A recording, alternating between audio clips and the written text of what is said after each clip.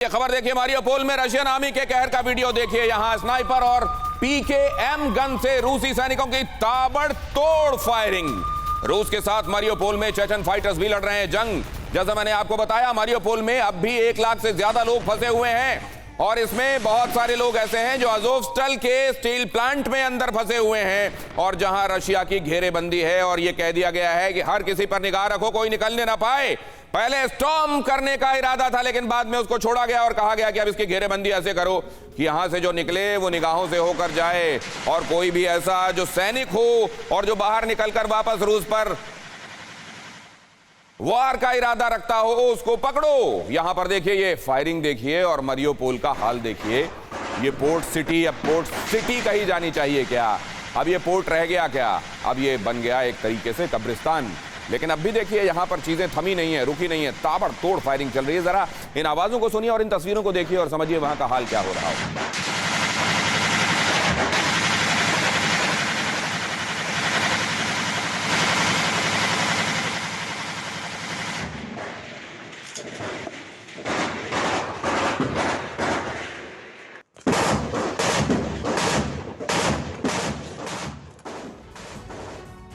Mahesh sir, क्योंकि आपने history देखी, दुनिया के तमाम मुल्कों के आप तासीर भी जानते हैं, ये जो लड़ाई इस समय चल रही है और जो उसके पहले बड़ी लड़ाइयां हुई मुल्क में, दुनिया ने कितने सबक सीखे हैं या पहले से ज्यादा बर्बर और जंगली हो गए हैं?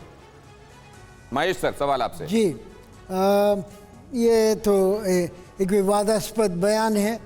मानव के पास ज़्यादा से ज़्यादा घातक हथियार आ गए हैं और उसको इस्तेमाल करने की क्षमता आ गई है। इसमें जो रुकावट है वो सिर्फ मानवीयता के बल पे होती है। तो सर, इंसानियत घटती जा रही है और बाकी रिसोर्सेज बढ़ते जा रहे हैं, क्या इसको ऐसे डिफाइन कर लें या ऐसा कहना भी ठीक नहीं होगा?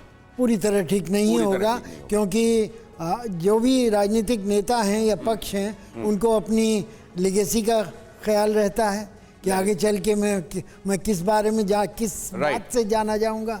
अब मैं इसमें लेगेसी में ये आपके लिए जोड़ना चाहूँगा कि परसों 2 महीने पूरे होने वाले हैं जंग शुरू हुए।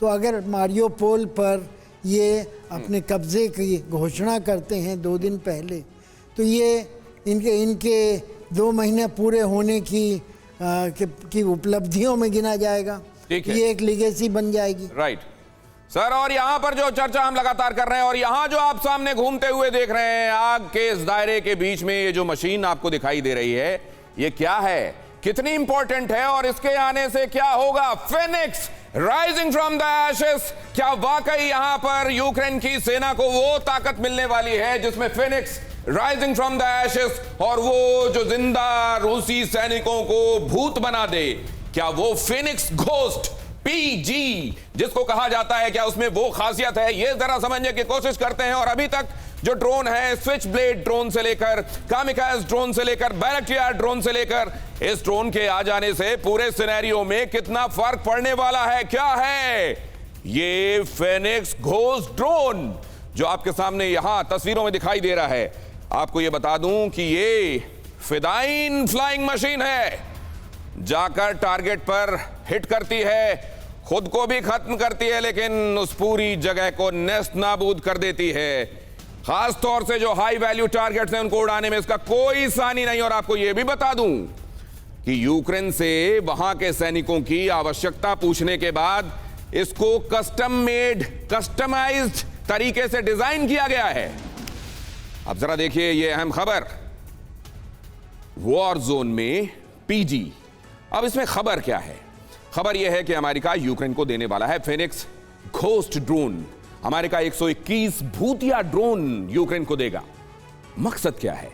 डोनबास में रूस को रोकना मकसद है, रूसी सैनिकों को चुन चुनकर मारना इसका मकसद है। स्टेट ऑफ कैनस के तौर पर ही वहां की जो टेरेन है उसको भांपा गया है डोनबास की, और इसीलिए अमेरिका ने अपने एक स्टेट को अध्ययन करने के बाद कि यहां की टेरिटरी, यहां का टेरेन कैसा है, उसी तरीके से वहां कारगर एक ड्रोन को डिजाइन किया गया है। मैदानी इलाकों के लिए खासतौर से इसको बड़ा कमाल माना जाता है। कौन होगा बीएस सिवाज सर से बेहतर ये बताने के लिए कि ये ड्रोन क्या कहर बरपा होगा रूस के खिलाफ? सर देखिए, जो ड्रोन है वो अज़रबैजान और आर्मीनिया की लड़ाई के बाद एक बहुत ही शक्तिशाली प्लेटफॉर्म बनकर उभरा है और इन्होंने जो है काफ़ी तबाही मचाई थी उस लड़ाई में और बहुत स्विफ्ट जो है उनको विक्ट्री मिली थी उस टाइम। तो अभी जो है दुनिया भर में ड्रोन के ऊपर काफ़ी जो है अटेंशन है सभी का, सभी जो है फोकस उस पर डाले हुए हैं और तरह तरह के जो ड्रोन जो हैं उनको बनाया जा रहा है और उनको प्रूविंग फ्लाइट्स भी हो रही हैं। तो सर ये कई सारे ड्रोन जो पहले थे उन ड्रोनों में इस ड्रोन में रंजीत सर क्या फर्क होने वाला है? देखिए, आपको मैं एक बात बताने वाला हूँ। टीवी 9 भारतवर्ष की तरह कोई और टीवी ने नहीं बताया होगा। विक्रमादित्य किसने बनाया?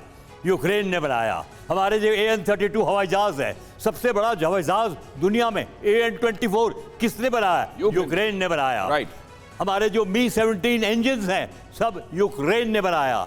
तो आपको ये पता होना चाहिए। अरे मोक्सवा भी तो यूक्रेन ने बनाया था। बिल्कुल, मोक्सवा तो भी बनाया। तो आपको ये पता होना चाहिए, अगर जो उनको ड्रोन मिल गए, उनको टर्की के ड्रोन मिले थे, क्या हालत कर दी थी रशिया के टैंक्स को, एक एक करके गिरा है। महिला लोग ने भी ट्रेनिंग ले ली। तो आपने बिल्कुल ठीक बोला, अगर जो उनको जो ड्रोन मिल गया तो और वे सिर में दर्द कर देंगे रशिया का। लेकिन ऐसा लग रहा है कि मारिउपोल जो आपने बोला, अगर जो वो ज्वाइन हो गया डॉनबास खरकीव के साथ, तो पुतिन साहब बोलेंगे कि मेरा जो लक्ष्य था मैंने कर दिया। क्योंकि अगर जो उसने कंट्रोल लिया यूक्रेन का, अरे कौन यूक्रेन को फिर बनाएगा? राइट। बहुत दिमाग लगा के चल रहा है और बैकड्रॉप पे चल रहा है पुतिन। तो एक ऐसी जगह भी आ सकती है जहां अगर पुतिन को रिट्रीट करना पड़े तो ये कहें कि हमने अपना ऑब्जेक्टिव तो पहले ही अचीव कर लिया और हमको रिट्रीट करने में अब कोई समस्या नहीं है और वहां इज्जत भी रह जाएगी। एक टेरिटरी भी अलग कर ली जाएगी जो बफर जोन के तौर पर काम करेगी। मैसेजिंग भी हो जाएगी स्वीडन और फिनलैंड और नेटो और अमेरिका के लिए। मैं इसको समझना चाहता हूं, लेकिन एक बार फिर से पीजी, एक भूतिया ड्रोन, इसको घोस्ट ड्रोन क्यों कह रहे हैं ब्रजेश सर? और ये स्विच ब्लेड से कैसे अलग होगा sir? Come again. Switch blade drones जो हैं असल में उसी को इंप्रोवाइज किया गया है। तो ये कैसे अलग होगा सर और कितना ये मारक होगा? अब ये तो कहना बड़ा मुश्किल है, आगे देखते हैं कितना ये इफेक्टिव हो सकता है। राइट।